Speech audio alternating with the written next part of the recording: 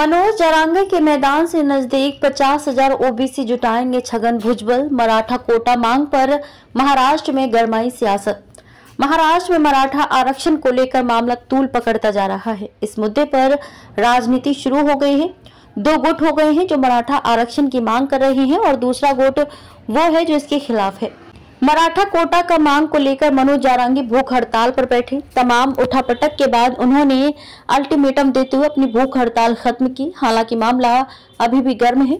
इसी बीच अब महाराष्ट्र के मंत्री छगन भुजबल के नेतृत्व वाले अखिल भारतीय महात्मा फुले समता परिषद ने बड़ा ऐलान किया है। उन्होंने कहा कि 17 नवंबर को जालना जिले के अंबाड़ में एक रैली के लिए ओबीसी समुदाय के 50,000 से अधिक लोगों को जुटाना चाहते हैं।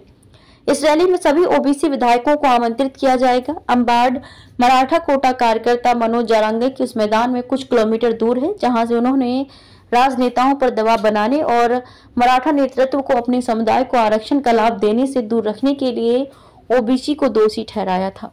मंत्री भुजबल की अखिल भारतीय महात्मा फुले समता परिषद जो मराठा समुदाय के लिए व्यापक आरक्षण और कुणबी ओबीसी श्रेणी में इसे शामिल करने के विरोध में सबसे आगे है। छगन भुजबल की परिषद अंतरवाली सारथी से कुछ किलोमीटर दूर अंबाड़ में एक रैली की योजना बना रही है।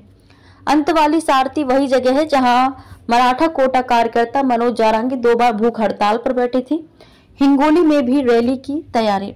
पुलिस मुख्यालय ने अंबाड़ में रैली की घोषणा के बाद स्थिति की समीक्षा के लिए मराठवाड़ा के सभी यूनिट कमांडरों के साथ एक वीडियो कॉन्फ्रेंस की। 17 नवंबर की रैली के बाद एक और रैली की तैयारी है। ये दूसरा रैली 26 नवंबर को हिंगोली में आयोजित की जाएगी।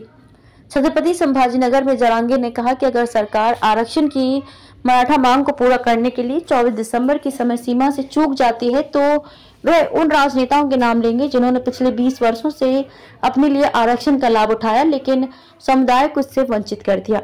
मराठा कोटा के खिलाफ भुजबल। एक प्रभावशाली अन्य पिछड़ा वर्ग ओबीसी नेता और अजीत पवार के एनसीपी के खाद्य और नागरिक आपूर्ति मंत्री भुजबल ने सोमवार को कहा था कि वह ओबीसी कोटा हिस्से में किसी भी मराठा अतिक्रमण की अनुमति नहीं देंगे और इस उद्देश्य के लिए अपनी ही सरकार के खिलाफ जाने के लिए तैयार हैं। उन्होंने ओबीसी समुदाय के लोगों से इस मुद्दे पर अपनी आवाज उठाने की अपील की थी और आगे आकर उनका नेतृत्व करने का संकल्प लिया था। महाराष्ट्र में 20 से ज्यादा ओबीसी संगठन परिषद के प्रदेश उपाध्यक्ष बाला साहिब कर्दक ने कहा कि रैली की तैयारी शुरू हो गई है। संगठन की जालना इकाई रैली के आयोजन के लिए स्थानीय प्रशासन से अनिवार्य मंजूरी लेने की प्रक्रिया में थी। उन्होंने कहा कि महाराष्ट्र में हमारे 20 से अधिक ओबीसी संगठन हैं। संगठन समुदाय के लोगों को रैली में भाग लेने के लिए संगठित करेंगे। मराठवाड़ा के जिलों में ऐसे संगठनों की बैठकें पहले से ही शुरू हो चुकी हैं। इस तरह की बैठकें जल्द ही राज्य के बाकी हिस्सों में शुरू होंगी। कर्दक बोले, सियासी रैली नहीं। कर्दक ने कहा कि राज्य के सभी ओबीसी विधायकों और समुदाय के कार्यकर्ताओं को रैली के लिए आमंत्रित किया जाएगा।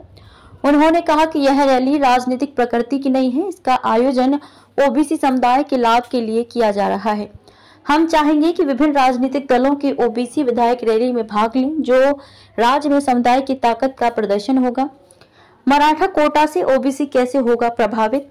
बाला साहेब कर्दक ने कहा कि राज्य में ओबीसी समुदाय के लोगों को आशंका है कि अगर मराठों को ओबीसी श्रेणी में पूर्ण आरक्षण दिया जाता है तो इसका उन पर प्रतिकूल प्रभाव पड़ेगा। राज्य सरकार को मराठों को ओबीसी कोटे से अलग आरक्षण देना चाहिए। हम अपने समुदाय के लोगों को आरक्षण के मामले में पीड़ित नहीं होने देंगे।